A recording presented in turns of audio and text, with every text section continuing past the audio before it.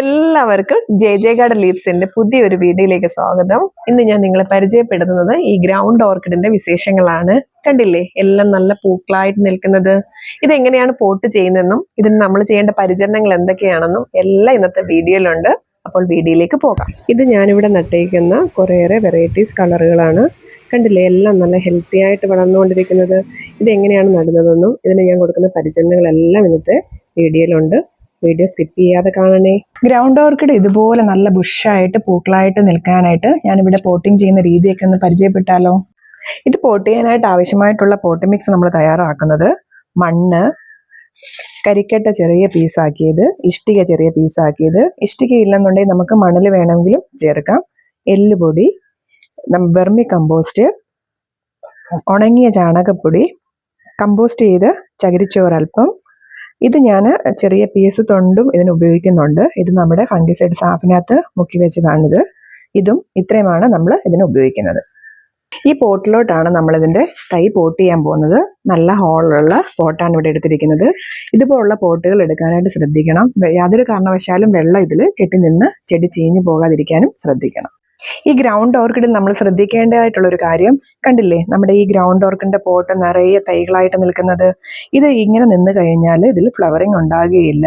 ഇത് നമ്മൾ കറക്റ്റായിട്ട് ഇതിനെ റീപോർട്ട് ചെയ്ത് പല ചട്ടികളിലായിട്ട് റീപോർട്ട് ചെയ്ത് മാറ്റി നട്ടാൽ മാത്രമേ നല്ലപോലെ ഇതിനകത്ത് പൂക്കൾ ഉണ്ടാവുകയുള്ളൂ.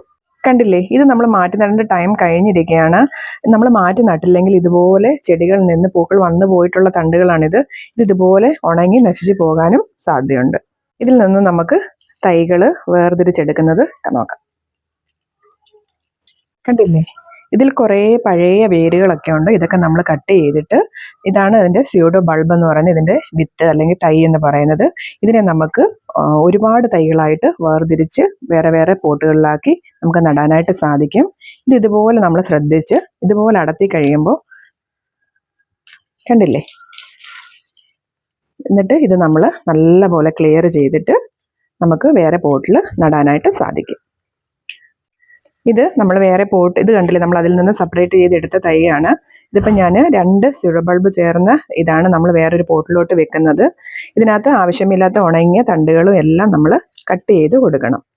സ്യൂഡോമോണസ് ലായനിയിൽ അല്പനേരം ഇട്ട് വെച്ചതിന് ശേഷം നമുക്ക് ഇത് പോട്ട് ചെയ്താൽ ഇത് നമുക്ക് വാട്ടരോഗവും ഇതിൻ്റെ മൂട് ചീയലും ഒന്നും വരാതിരിക്കാനായിട്ട് സാധിക്കും. ഇത് പോട്ട് ചെയ്യുന്നതിന് ആദ്യമായിട്ട് നമ്മൾ ചെറിയ ഓടിൻ്റെ കഷ്ണമോ ചെറിയ ഇഷ്ടികയുടെ കഷ്ണമോ എന്തെങ്കിലും ഇതിൻ്റെ അടിയിലായിട്ട് വെച്ച് കൊടുക്കണം. നമ്മൾ ഈ പോട്ട് മിക്സ് ഡയറക്റ്റ് ഇട്ട് കഴിഞ്ഞാൽ നമ്മൾ വെള്ളം ഒഴിക്കുമ്പോൾ ഇതിൻ്റെ ഹോളുകളെല്ലാം അടഞ്ഞ് ചെടി ചീഞ്ഞു പോകാൻ സാധ്യതയുണ്ട്. ഇതിലോട്ട് നമുക്ക് ഈ തൊണ്ടിൻ്റെ പീസ് ഒരു ലെയറായിട്ട് വെച്ച് കൊടുക്കാം. പെട്ടെന്ന് നമ്മുടെ പ്ലാന്റ് റൂട്ടൊക്കെ നല്ലപോലെ പിടിക്കാനായിട്ട് ഇത് സഹായിക്കും. ഇതിലോട്ട് നമുക്ക് ഈ മിക്സ് ചെയ്ത് വെച്ചേക്കുന്ന പോട്ട് മിക്സ് ചെറിയൊരു ലെയറായിട്ട് ഇട്ട് കൊടുക്കാം. കണ്ടില്ലേ, നമ്മുടെ തൈ ഇതിൻ്റെ മുകളിലായിട്ട് പോട്ട് ചെയ്ത് കൊടുക്കാം. പോട്ട് ചെയ്യുമ്പോൾ നമ്മൾ ശ്രദ്ധിക്കേണ്ട ഒരു കാര്യം, ഇതിൻ്റെ ഈ സ്യൂഡോ ബൾബ് എന്ന് പറയുന്ന ഇതിൻ്റെ ചുവടുവശം യാതൊരു കാരണവശാലും പോട്ട് മിക്സിന് അടിയിലായിട്ട് മൊത്തത്തിൽ പോകാതിരിക്കാനായിട്ട് ശ്രദ്ധിക്കണം. അങ്ങനെ പോയി കഴിഞ്ഞാൽ നമ്മുടെ ഈ ചെടി ചീഞ്ഞു പോകാൻ സാധ്യതയുണ്ട്. ഇതിൻ്റെ മുകളിൽ ഇങ്ങനെ വെച്ച് കൊടുത്തിട്ട് അല്പം പോട്ട് മിക്സ് ഇട്ട് കൊടുക്കാം. കണ്ടില്ലേ, നമ്മുടെ ചെടി ഇവിടെ നമ്മൾ പോട്ട് ചെയ്ത് കഴിഞ്ഞിരിക്കുകയാണ്.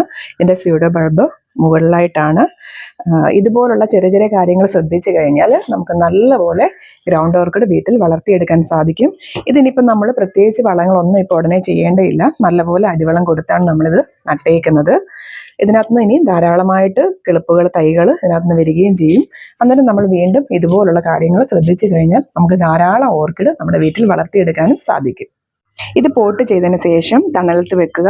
തണലത്ത് വെച്ച് അല്പം മാത്രം വെള്ളം ഇതിന് ഒഴിച്ചു കൊടുക്കുക. ഒരുപാട് വെള്ളം ഡയറക്റ്റ് എടുത്തതിൻ്റെ ചുവട്ടിൽ ഒഴിച്ചു കൊടുക്കല്. അങ്ങനെ ഒഴിച്ചു കൊടുത്താൽ ചെടി ചീഞ്ഞു പോകാൻ സാധ്യതയുണ്ട്. ഇത് നമ്മൾ തണലത്ത് വെച്ച് പുതിയ കിളിപ്പുകൾ, നാമ്പുകളൊക്കെ വന്നതിന് ശേഷം മാത്രമേ ഡയറക്റ്റ് സൺലൈറ്റിലോട്ട് മാറ്റി വെക്കാവൂ. ഇതിന് സൺലൈറ്റിൽ വെക്കുന്നതുകൊണ്ട് യാതൊരു പ്രശ്നവുമില്ല. ഇത് മഴ വന്നാലും കുഴപ്പമുണ്ടാകുകയില്ല ഈ പ്ലാന്റിന്. ഇതുപോലുള്ള ചെറിയ ചെറിയ കാര്യങ്ങൾ ശ്രദ്ധിക്കാനായിട്ട് നോക്കുക.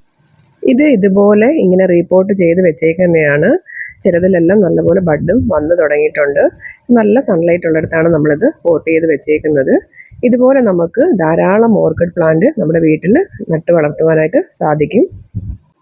ഇതുപോലെ തൈകൾ ലഭിക്കുന്നതിന് നമുക്ക് നല്ല ഒരു മൂട് ഗ്രൗണ്ട് ഓർക്കിഡ് ഉണ്ടെങ്കിലും നല്ലപോലെ പരിപാലിച്ചു കഴിഞ്ഞാൽ അതിൽ നിന്ന് നമുക്ക് ഇതുപോലെ ധാരാളം തൈകൾ ലഭിക്കുകയും ചെയ്യും. ഇതുപോലുള്ള പ്ലാസ്റ്റിക് ചട്ടികളിലും മൺചട്ടികളിലും എല്ലാം നമുക്ക് ഗ്രൗണ്ട് ഓർക്കിഡ് പോട്ട് ചെയ്യാനായിട്ട് സാധിക്കും. കണ്ടില്ലേ, ഇതുപോലെ ഇതിൻ്റെ സ്യൂഡോ ബൾബ് മുകളിലായിരിക്കണം. അപ്പോൾ പുതിയ പുതിയ കിളിപ്പുകളും നാമ്പുകളും വരുന്ന കണ്ടില്ലേ. ഇതുപോലെ തൈകൾ ധാരാളമായിട്ട് ഇതിനകത്തുനിന്ന് വരികയും ചെയ്യും. ഈ ഗ്രൗണ്ട് ഓർക്കിഡ് പോട്ട് ചെയ്ത രീതികളെല്ലാം നിങ്ങൾക്ക് എല്ലാവർക്കും ഇഷ്ടമായോ? വീഡിയോ ഇഷ്ടമായ ഷെയർ ചെയ്യുക, ലൈക്ക് ചെയ്യുക, കമൻറ്റ് ചെയ്യുക, സബ്സ്ക്രൈബ് ചെയ്യുക, ബെല്ലൈക്കൺ ഓൺ ആക്കി ഇടുക. അപ്പോൾ ഇതുപോലുള്ള നല്ല നല്ല കാഴ്ചകൾ നിങ്ങൾക്ക് ലഭിക്കുന്നതായിരിക്കും. അടുത്ത വീഡിയോയിൽ കാണാം.